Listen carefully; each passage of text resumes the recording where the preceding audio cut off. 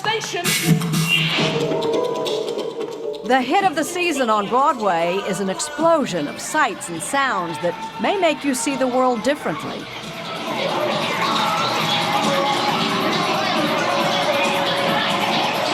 What's your name? Christopher Boone. Where do you live? 36 Randolph Street. What are you doing here? I needed to sit down and be quiet and think. The curious incident of the dog in the nighttime, about a 15-year-old boy with autism, starring Alex Sharp. People are very unpredictable to him, and they pull faces that he doesn't understand. He can't read subtext, he doesn't understand metaphors. He gets overstimulated by things. It must be exhausting. Yeah, it is. It is. It all makes so much sense. Every day, like walking down the street, and there are tons of people around me just want to like crouch down and start groaning. So I feel like that all the time in my real life. You also have to be someone who would like being on their own in a tiny spacecraft. Feels like an exaggeration of qualities that I think a lot of people already have. Christopher describes himself as a young mathematician with some behavioural difficulties. He's very talented in his own way, but he has huge social problems. The play is based on a best-selling novel by Mark Haddon, who resists labeling Christopher as autistic. That puts him in a box. And as soon as you stick a label on, you say, no, he's not like you, he's like someone else. I mean, people are so incredibly different in so many incredibly different ways. It seems such a tragedy to sort of give you all a point score between A and B. The premise of the assignment is that... In fact, high-functioning people on the autism spectrum, like these teenagers at the Hilltop School in Philadelphia, are often extremely intelligent. Christian Kleinfelter is 16. You are musically. He's very musically inclined. I really like math too, though. You're very bright. Are you aware of that? Yeah. Do you feel? Yeah. And yet, life presents many challenges. David Heller is 18. I've heard people say my IQ's higher than my brother. Then I think about, then why is he more successful than me? They've all read The Curious Incident of the Dog in the Nighttime and identify with the character Christopher Boone. I loved the book. I could not stop reading it. Callie Dawn Wood shared the book with her classmates. Everyone's really awkward, socially awkward at some point, so they just connected to that. Therefore, Wellington was most likely to have been murdered by someone known to him. He feels more secure about math and logic things, and he tries to steer clear of people. A pet rat! Yes, a pet rat. He's very clean and he hasn't got bubonic plague. Like many people with autism, Christopher finds people perplexing, but loves dogs and his pet rat, Toby.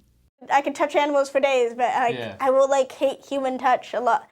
Callie calls her friend David nature man. He loves horses and fishing. With most things, I have a short attention span, but with fishing, I can do it for so long, be very patient, and I don't get bored or anything. That sounds appealing to you I too? could probably use some of that, you know. There are many more questions than answers about autism. Why, for instance, autism diagnoses are increasing so dramatically? In the United States, 1 out of 68 children is diagnosed as on the spectrum. Among boys, 1 out of 42. At MIT's McGovern Institute for Brain Research in Cambridge, Massachusetts, neuroscientist John Gabrielli has made some intriguing discoveries. We had teenagers with and without autism in an MRI scanner, and while they were in there, they saw 2 kinds of faces. Either faces that were looking directly at them, as if they were quite interested in what they were thinking about, or faces whose gaze was averted. They were looking away. In typical teenagers, there's lots of activity in the back of the brain when they're shown the face that's looking away. We think that's a bit of social cognition, trying to think, why is this person not looking at me? They should be looking at me. Is there something dangerous going on there? Do they not like me? But when autistic teenagers look at the same faces, there appears to be almost no activity. We don't see this differential sensitivity to social cues. In fact, there's almost nothing going on there at all. Yeah, well, actually, the way we do this kind of research, there could be a lot going on, but we don't know what that is. Advanced brain imaging may one day explain some common autistic behaviors, such as an aversion to human touch, which Paula Murphy knows well. Let's say my mom has a friend that I do not know and she hugs me. I'm like, okay. So I'll hug her back because that's what I'm supposed to do. That's social manners, but I would just feel awkward the entire hug.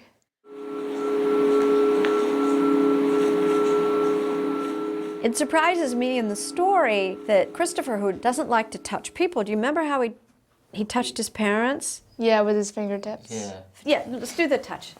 Oh, that's like, yeah. Yeah. It's weird. Okay. It's weird. That's awkward. But to these students, no weirder than shaking hands.